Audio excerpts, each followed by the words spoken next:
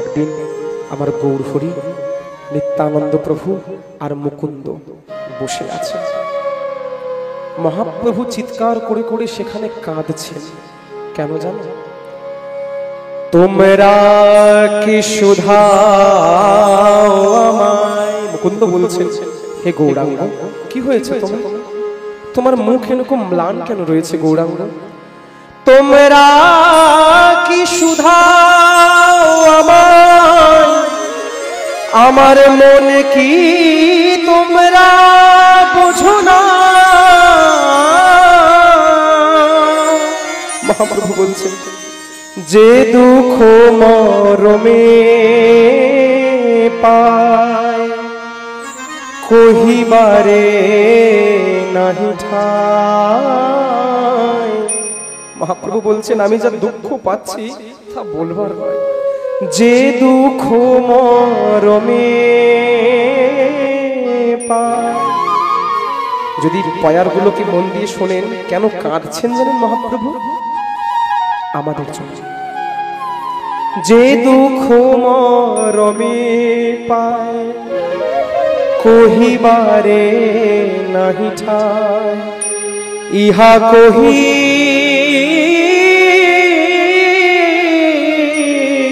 কান্দে গোরা রায়, ইহা কহি কান্দে গোরা রায়।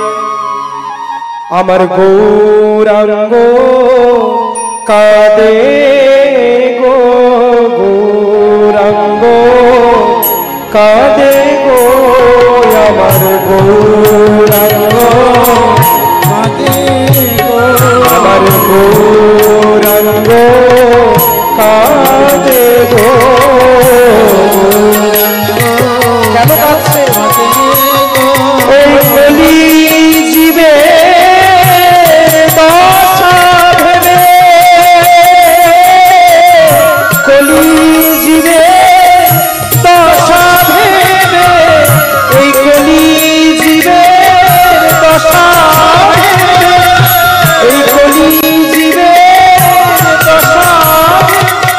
আমার গৌর হরি কাঁদিছে গো, কলি জীবে দশা ভেবে। গৌর হরি কাঁদিছে গো, কলি জীবে দশা ভেবে। আর গৌরাঙ্গ কাঁদিছে গো, গৌরাঙ্গ কাঁদিছে গো। তার নয়ন ধারার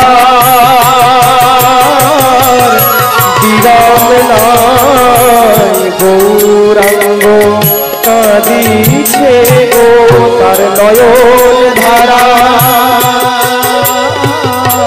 বিরাম নাই, গৌরাঙ্গ কাঁদিছে। মহাপ্রভু কলিযুগের জীবের দশা দেখে কাঁদছেন যে, হে নিত্যানন্দ প্রভু, আমি এই অবতার নিয়েছিলাম যেন পাপী থেকে, খল থেকে, নিকৃষ্ট থেকে সবাই যেন আমার হাতে উদ্ধার হতে পারে। কিন্তু দেখো দেখো, যেই ওষুধ খেলাম জ্বরকে সারানোর জন্য, সেই ওষুধ খেয়ে জ্বর তো আরো বেড়ে গেল নিতাই চাঁদ। কি করবো হে নিত্যানন্দ সুন্দর? মুকুন্দ দত্ত বলছেন, না না মহাপ্রভু, এমন বলবেন না। দেখুন, আপনি জগাই মাধাইয়ের মতো এত এত এত এত এত বড় পাপী, আপনার নামে আপনার প্রেমে উনি উদ্ধার হয়ে গেলেন, ভক্ত হয়ে গেলেন। চাঁদ কাজীর মতো বিধর্মী যখন এলেন, তখন আপনার স্পর্শে সেও প্রেম পেলেন। কিন্তু কি লাভ? আমি তো পেয়েছিলাম, চেয়েছিলাম যারা পড়ে আছে, যারা কৃষ্ণ থেকে বিমুখ ঘুরে আছে, তাদেরকে যেন কৃষ্ণ নামের মালা গলায় পরাতে পারি। তাই জন্য মহাপ্রভু বলছে, দেখিয়া জীবের দুঃখ ছাড়িয়া আমি গোলক সুখ। দেখিয়া জীবের দুঃখ ছাড়িয়া গোলক সুখ। কি বললেন? দেখিয়া জীবের দুঃখ ছাড়িয়া গোলক সুখ। লোভিলাম মনুষ্য জন মনুষ্য জনম পাইলাম কষ্ট যত, তোমরাও পাইলে তত, পাইলাম কষ্ট যত, তোমরাও পাইলে তত। কিন্তু সব হইল পরিশ্রম, কিন্তু সব হইল পরিশ্রম। যার জন্য আমি গোলকের সুখকে ছেড়ে দিয়ে জগৎবাসীকে উদ্ধার করার জন্য আসলাম। হে নিত্যানন্দ প্রভু, আমার তো সেই আশা পূর্ণ হলো না। আমি চেয়েছিলাম প্রত্যেক জীবের মুখে মুখে হরিনাম বলাতে। এখন দেখুন, আমাকে দেখেই সবাই বিদ্বেষ করছে, সবাই আমার উপরে হিংসা করছে, আমার উপরে ক্রোধ করছে। কিন্তু তারা জানে না আমার উপরে ক্রোধ করলে তাদের অপরাধ হবে, তারা নরকে গমন করবে। আমি কি করে পুনরায় তাদেরকে আবার নিয়ে আসবো? মুকুন্দ বারবার করে মহাপ্রভুর চরণকে ধরছেন। হে গৌরহরি, আপনি কেন কাঁদছেন? আপনি কেন কাঁদছেন? সব ঠিক হয়ে যাবে গৌরহরি, আপনি কাঁদবেন না।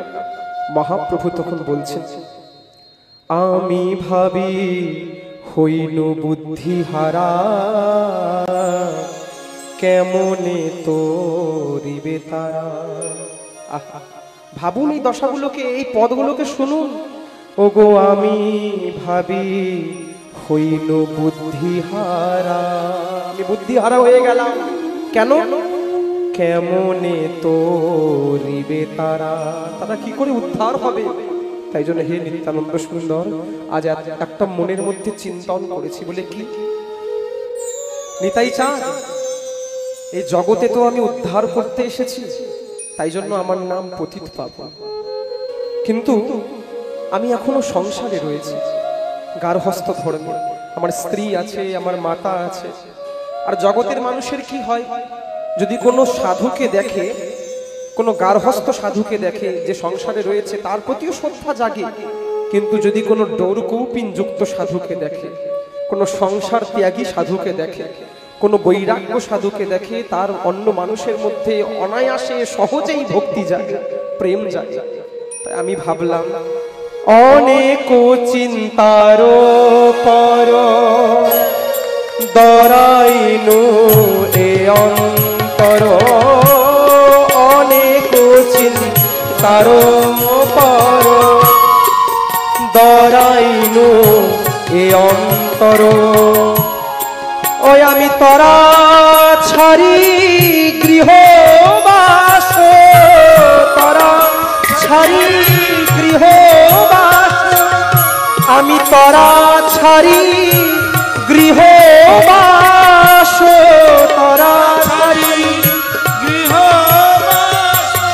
মস্তক মুণ্ডন করি এডোর কৌপিন করি, আমি মস্তক মুণ্ডন করি এডোর কৌপিন করি, অবিলম্বে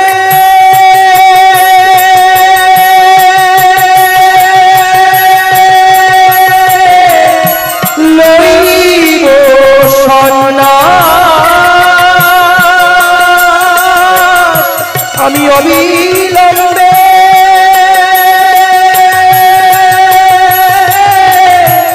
লইব সন্ন্যাস। ওই আমি ঘর ছাড়া হইব গো, ঘর ছাড়া, আমি ঘর ছাড়া হইব গো, ওই আমার কলি যুগের জীবের লাগি, আমি ঘর ছাড়া হইব গো, কলি জীবের লাগি ঘর ছাড়া হইব যখন এই কথাকে শ্রবণ করলেন, প্রভু তুমি সন্ন্যাস হয়ে প্রভু, তোমার এই চাচর চিচর কেশ, তোমার সেই পীতাম্বরধারী সেই উত্তরীয় গলায় তুমি দেবে, আর আমরা কিভাবে দেখবো তোমাকে গৌর সুন্দর? তোমার কেশ যখন মুন্ডন হয়ে যাবে, তুমি ডোরকৌপিন পড়বে নাথ, তোমার এই সুন্দর রূপে ত্রিভুবন ডুবে যায় নাথ। বলতে বলতে বলতে বলতে বলতে বলতে বলতে প্রভু যবে হেন কোহল, মুকুন্দ মূর্ছিত হইল। প্রভু যখন হেন কইল, মুকুন্দ মূর্ছিত হইল। যখন প্রভুর মুখে শুনলেন যে আমি সন্ন্যাস নেব, তখন মুকুন্দ হাগৌর হাগৌর হাগৌর হা বিশ্বম্ভর বলে বলে মহাপ্রভুর কোলের মধ্যে মূর্ছিত হয়ে গেল। নাথ কেন? কতক্ষণ সম্বিত পাইল, কতক্ষণ সম্বিত পাইল। শ্রী গোবিন্দ ঘোষে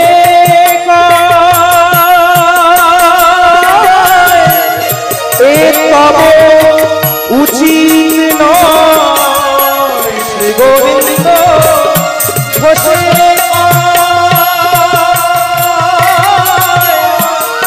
তব উচিত নয়। নিত্যানন্দ বলছেন, মহাপ্রভু সন্ন্যাস নেবেন? সচী মাতা, মা বিষ্ণুপ্রিয়া, তিনাদের কি হবে?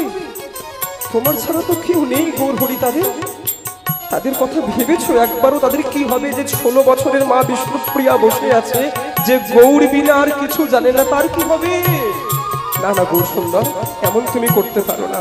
তাই বলছেন শ্রী গোবিন্দ ঘোষে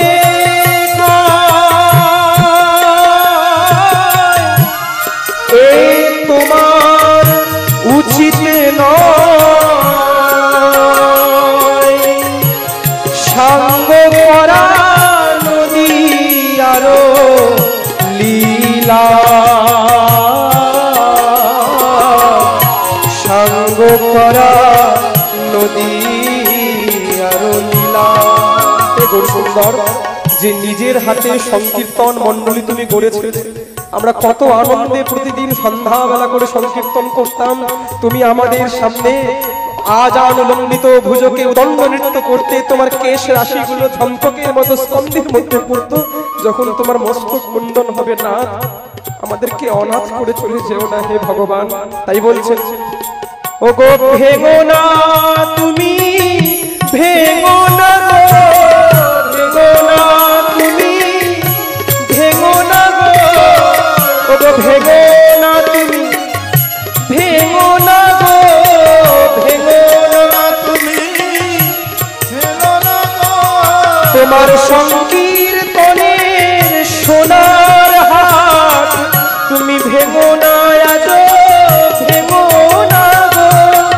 তোমার সংকীর্তনের সোনার হাট ভেঙো না প্রভু, ভেঙো না গো। মহাপ্রভু তখন তার গৃহে বসে এই সংকীর্তনের এই সন্ন্যাসের কথা শুধুমাত্র জানিয়েছে যে গৌর হরি, যে সংকীর্তনের হাট তুমি নিজের হাতে সাজিয়েছ, এই নবদ্বীপ থেকে তুমি ভেঙে চলে যেও না। না, এই জগতে অনাথ কারা? কারা অনাথ? অনাথ কাকে বলে?